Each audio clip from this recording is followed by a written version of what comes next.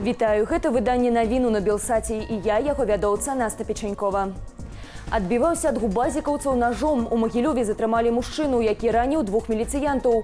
Паводле сілавога ведомства нападнік датычны да экстрэмісцкай дзейнасці. Відэа інцыдэнту апублікаваў тэлеграм-канал Магілёў Лайф. На кадрах відаць, як сілавікі затрымліваюць магілёўца. Таксама бачныя і нібыта пацярпелыя губазікаўцы. Адзін з мужчынаў голы па пояс прыкладае адзенне да правага боку, быццам закрывае рану. Пазней прэс-служба МУЗ патлумачыла здарэнне наступным чынам. Сёння каля 11:00 у Магілёве на праспекце Пушкіна аператыўнікі 11-га ўпраўлення па Магілёўскай вобласці губазік МУЗ апазналі мясцовага жыхара, датычнага да экстрэмісцкай дзейнасці. Падчас прафілактычнай гутаркі мужчына раптам дастаў нож і ударыў міліцыянтаў. Паведамляецца, што пры сабе нападнік меў яшчэ адзін нож і пісталет. На месца інцыдэнту выехаў міністр унутраных справаў Іван Кубракоў. У Віцебску чыноўнікі будуць шукаць і нейтралізаваць дыверсантаў. Міністэрства абароны анансавала чарговыя вучэнні тэрытарыяльнай абароны. У вучэннях возьмуць удзел кіраўнікі выканкамаў і ваенкаматаў, а таксама сілавікі Віцебскага і Аршанскага раёнаў. Разам яны будуць вучыцца супрацьстаяць дыверсійным групоўкам, ахоўваць аб'екты, забяспечваць правапарадак у вобласці, а таксама фармаваць атрады народнага апалчэння. Чатырохдзённыя вучэнні пачнуцца 27 верасня. Раней Мінабароны паведамляла, што вайсковаабавязаныя аднаго з танкавых падраздзяленняў узброеных сілаў скіравалі на вучэнні ў Расію. Там цягам месяца беларусы будуць праходзіць баявую падрыхтоўку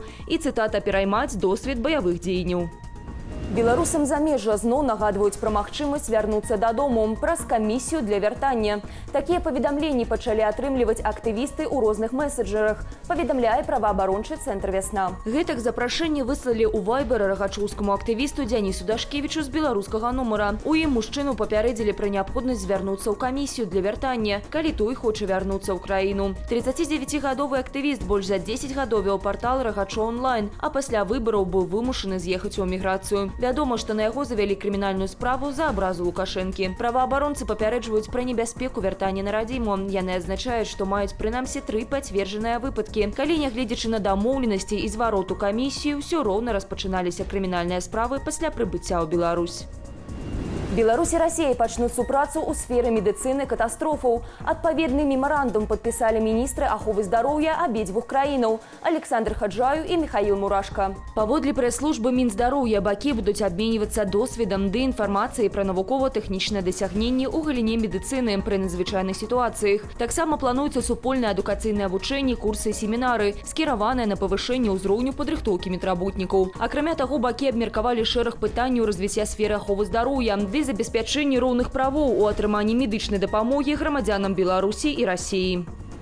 Трагедыя ў Менскім раёне. 17-гадовы студэнт адной з сталічных ВНУ загінуў падчас працы на могілках. На яго упала дрэва. Паводле следчага камітэту, адно з прыватных прадпрыемстваў надавала паслугі ў спілоўванні дрэваў на могілках у вёсцы Качына Мінскага раёну. Для дапамогі асноўнаму рабочаму арганізацыя вылучыла маладзёна. У выніку адзін з пілаваных фрагментаў упаў студэнту на галаву. Ад атрыманых траўмаў той памёр. Праваахоўнікі ўзбудзілі крымінальную справу па факце прычынення смерці праз неасцярожнасць.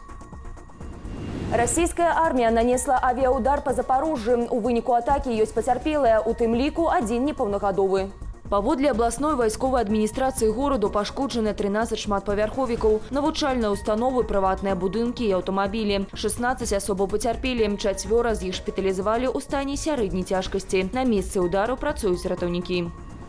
На паўднёвую Афрыку абрынуліся магутныя снегапады. У выніку непагадзі засыпала дарогі. Гэта паралізавала рух транспарту. Людзі стаяць у заторах больш за сотні. Ападкі выпалі на ўсходняй Капскай правінцыі, а таксама ў правінцыях Каўзулю-Натал, Фрэйстаат і Хаутэнг. У нядзелю заторы на трасах краіны дасягалі 30 кіламетраў. Найбольш пацярпела аўтамагістраль, што злучае Йоханнесбург з прыбярэжным горадам Дурбан. Цяпер вядома мінімум пра адну ахвяру непагадзі. Гэта 39-гадовая жанчына, якая правяла некалькі гадзінаў у мікрааўтобусе, які трапіў у буру за 430 кіламетраў ад Йоханнесбургу. Яе даставілі ў шпіталь, аднак уратаваць не здолелі. Жанчына памерла ад пераахалоджвання. Найбуйнейшы фестываль піва «Актоберфест» праходзіць гэтымі днямі ў Нямецчыне. Напярэдадні ў сталіцы Баварыі Мюнхене адбыўся штогадовы касцюмаваны парад з удзелам духавых аркестраў і конных экіпажаў. Вашай увазе рубрыка без каментара.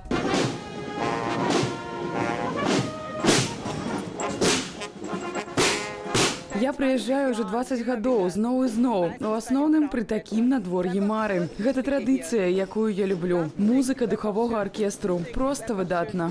Мы так усхваляваныя, мы моцна гэтага чакалі, і гледзячы на першыя групы, разумееш, што сюды дакладна варта прыехаць. Думаю, мы вернемся ў наступным годзе, бо гэта проста фантастыка. Я тут кожны год, заўсёды на адным і тым жа месцы. Так.